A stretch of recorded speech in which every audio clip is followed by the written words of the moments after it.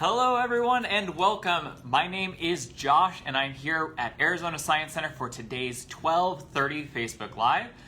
It is so good to see all of you. Thank you so much for those of you who are joining in.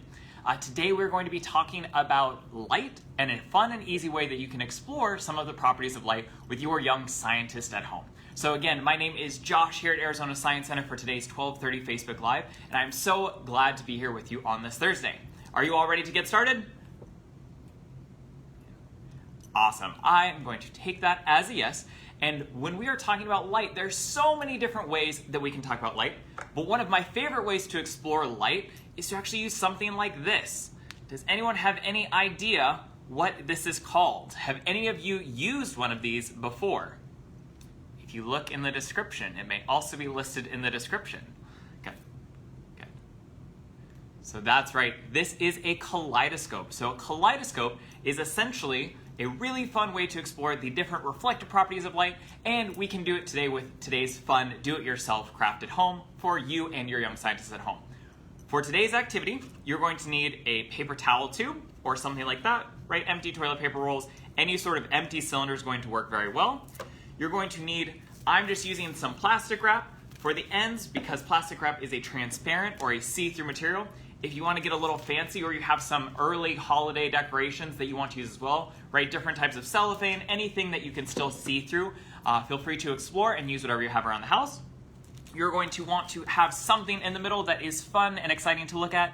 I am using small multicolored little jewel beads. So you can use jewels, you can use beads, you can use stickers or glitter, really anything that you and your young scientists are going to have fun looking at and exploring the patterns that we see with light. And then you need plastic wrap and 2 rubber bands. If you want to get a little bit extra fancy, or you have a slightly older scientist at home and you want to use some aluminum foil or anything else that has reflective properties, you can actually do a lot of really cool things using the reflective properties of light inside your kaleidoscope. But for today's demonstration, I'm going to be using a paper towel tube, some plastic wrap, the gems that I am choosing to put in the middle, and 2 rubber bands. So if you are looking for activities that are pretty quick and easy to do at home, I hope you enjoy this one. So for step 1, take your paper towel tube or your empty cylinder, whatever you're using, and take a piece of plastic wrap. I cut this piece of plastic wrap ahead of time because I have a very hard time cutting it. So if you are one of our young scientist friends watching this video, it is okay if you need help, please ask an adult to help.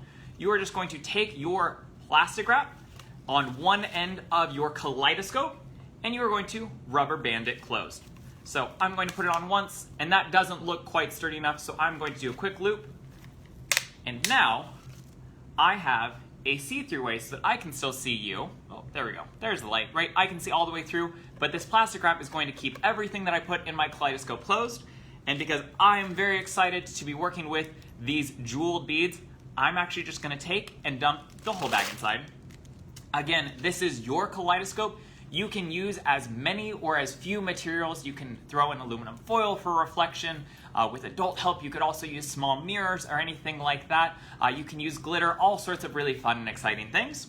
And then to keep it closed, you need to have some plastic wrap or aluminum foil on the other side if you want one end to be more reflective. Take that second rubber band, get it nice and tight so you can look all the way through it without all of your awesome things inside.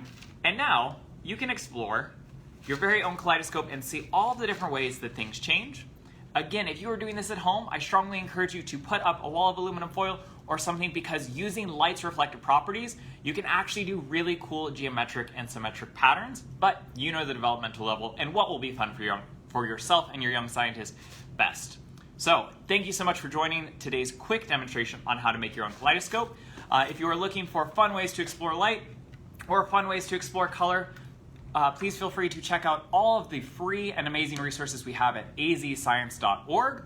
Or if you are looking for more scientific enrichment for your young student as we are all going back to school this year, please feel free to check out Connect at azscience.org. So again, my name is Josh. Thank you all so much. And I cannot wait to see you all next time with your very own kaleidoscopes. Thank you so much, and I hope you have a wonderful rest of your day. Goodbye, everyone.